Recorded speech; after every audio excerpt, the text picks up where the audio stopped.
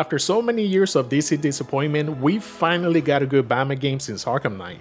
And yes, it's a Lego game. You did alright in there, kid. Yeah? Not perfect, but good enough. For now.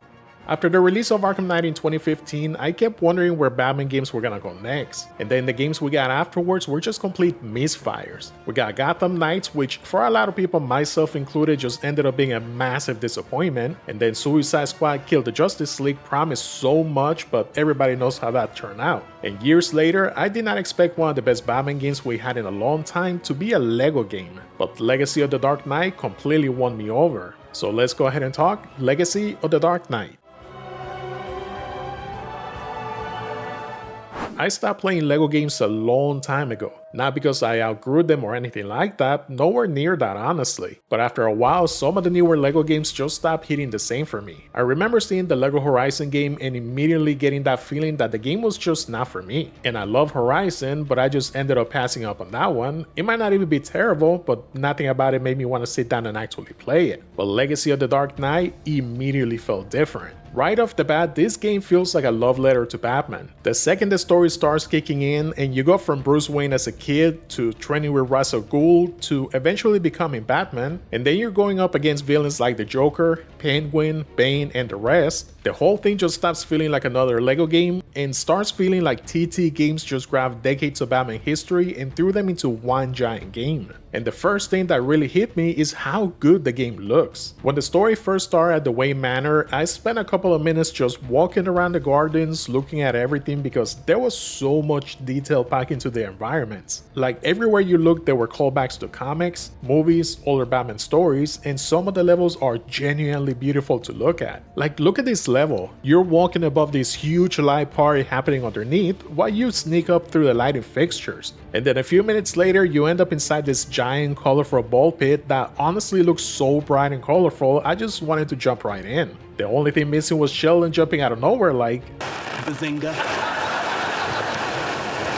Bazinga. Bazinga. And moments like that just made exploration so fun for me because I kept wanting to see what weird detail or cool environments the next level was gonna throw my way. And then on top of that, they mix those visuals with gameplay that clearly takes inspiration from the Arkham games. The second the combat starts, you immediately feel the Arkham influence. You're bouncing between enemies, building combos, countering attacks, dodging hits without breaking the rhythm of the fight, and then you're mixing gadgets into combat and even using parts of the environment during fights. It's basically a Lego Batman stepping into the Arkham territory. Now, obviously if you play the Arkham games for years, you're gonna notice the difference immediately. The combat's gonna be a lot simpler, stealth is gonna be less complex, and eventually you're gonna start noticing repetition here and there. But the game keeps switching things around enough that it never fully became boring for me. Now, if you really want a challenge, switch it to the hard mode, but do not be fooled thinking it will be forgiving because it's a Lego game. This game will make you regret that train of thought very quickly. Every character has a special meter during combat, and once it fills up, you can activate these finishers that ranges from simple one-hit knockouts to some really fun and creative Lego style finishers. You can also go the stealth route if you want. You can go to higher areas, glide into enemies, and do some pretty cool takedowns.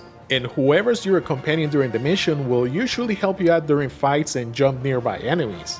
Now, usually is the most important word here because the companion AI definitely has moments where it feels like your teammate completely forgot you exist. Like there were times where I was just getting punched directly in the face while my companion will walk right past like they got somewhere else to be. But overall, I still ended up liking the companion system a lot because the game constantly rotates characters throughout the story.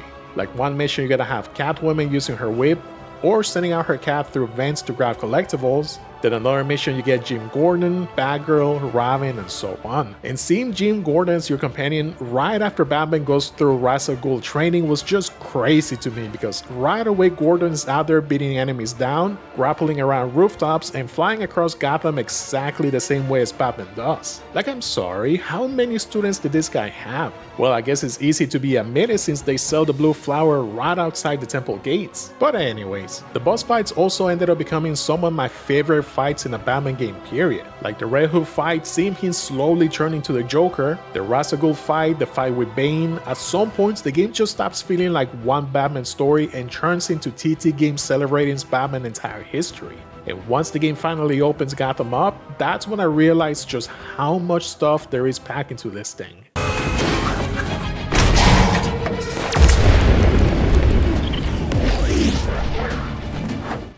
You get this massive open world split into different sections of Gotham alongside the Batcave itself, and there's always something distracting you every few seconds. You can glide across the city, grapple between rooftops, or drive around using different vehicles like the Batmobile, Gordon's cruiser, or Catwoman's motorcycle. Batman himself gets a ridiculous amount of vehicles referencing years of Batman history, around 30 of them in fact. And the rest of the characters also get vehicles to unlock, but not nearly as many as Batman. And once you start unlocking the red bricks, you can customize vehicle colors too, which immediately gave me another reason to keep hunting these collectibles around the city. But honestly, some of my favorite things in the entire game was unlocking the suits, because Batman gets a lot of suits to collect and display inside Batcave. Like, look at this collection, there is so much stuff to unlock here. That's a lot of colors. And every character gets their own suits, and they reference the games, comics, TV, and a lot of Batman history. So it's not random content for the sake of being random, it's a lot of history for you to discover. Something that did surprise me though, and definitely not in a good way, is that the game completely removes the traditional LEGO character creator. And this is a big disappointment for long-time LEGO fans, because one of the best parts of older LEGO games was just creating the craziest combinations ever. You could mix a lot of random heads, abilities, suits, and accessories together until you created something completely ridiculous. And for the game, the whole system disappeared altogether. I mean, you can still customize colors using the red bricks and swap between pre-made suits, but you cannot actually build your own character anymore. And I've seen so many discussions online about this one that I completely understand the disappointment, especially because the rest of the game puts so much love into Batman that the missing custom system just stands out even more. But the game does show its love for the franchise though, including Batmite. Yes, Batmite is your shopkeeper in the game, and somehow he ended up becoming one of my favorite parts of the whole experience because he basically exists there to break the fourth wall every 5 minutes while selling costumes. I mean, he had to be in the game somehow, he even says that himself. Sorry, hang on. Batmite, super fan! I really wanted to be in the game, so I had to find some way to slide in. And every time I walk into the shop, I wanted to hear what lines he was gonna reference next, and this Resident Evil 4 reference caught me off guard so hard I could not stop smiling. What are you, boy? Hang on. Phew, that one's hard on the vocal cords. No idea how he does it. Every time I collected enough studs, I just kept going back to see what kind of weird thing he was gonna sell next. But do not leave him hanging too long because he will absolutely give you a hard time for not visiting him.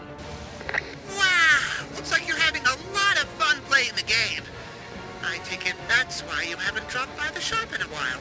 And the open world itself keeps throwing activities at you non-stop. You got the Wayne 10 caches for gadget upgrades, wanted posters leading criminals around Gotham, escape zoo animals you need to track down later in the story, and Riddler challenges returning again, which thankfully they're not as frustrating as the Arkham games, but they can definitely be challenging here and there. There's constantly something trying to pull your attention somewhere else. And weirdly enough, some of my favorite activities ended up being the street races. They basically work like time trials when you grab a vehicle and you fly through Gotham trying to get the best time possible. And there is absolutely no clean way in getting these gold medals in some races without running over half of the city. The game also has random crimes happening around Gotham that clearly takes inspiration from the Spider-Man setup, where you suddenly get reports about muggling, reckless drivers, or crimes happening around where you can immediately jump in and stop them. The only thing I will say about the open world is that it takes way too long for it to fully open up. There were multiple moments early when I wanted to stop the story and just freely explore Gotham, but a lot of the collectibles, fast travel points, and side activities are lagged behind characters you don't fully unlock until much later into the game. And one of the biggest examples is Batgirl, because you cannot fully reveal a lot of the collectibles around Gotham until like chapter 4. Because she's the only character that can hack the signal radio towers around the city. So there were multiple times when I wanted to go after something immediately only to realize I had to come back later, but once it finally opens up though, the exploration gets way better. Like, look at this map. There is so much to do here, and this is after I completed some activities too. I just wish the game gave players a little more freedom early on instead of opening the map this late into the game. The main story itself will probably take you about 15 hours to complete, and if you really want to chase all of the collectibles and you want to go after the suits and go for every achievement, you're easily looking at about 30 plus hours to fully complete the game. So if you like to complete the games 100%, there's definitely a lot to do here that's gonna keep you busy for a while. And if you don't want to experience the game by yourself, the game also offers co-op, which is pretty cool for a lot of games to do this nowadays because co-op is mostly ignored nowadays. Personally, I ended up playing the game by myself, but I can definitely see how co-op will make the game a lot better, especially during the boss fights and exploration because one person can see stuff that the other person might miss. So if you got someone to play the game with, I will definitely take that chance because it's good to see that games like this still does co-op the best way possible. Another thing I really want to praise is the voice acting because the amount of dialogue in this game blew my mind. Literally everybody's voiced. Main characters, villains, random people walking around Gotham, dcgames really went all the way here. Shai Matheson did a great job voicing Batman because he ended up keeping the dark Batman feel, but also keeping the playful Lego tone at the same time. And most of his lines are great. Most of them.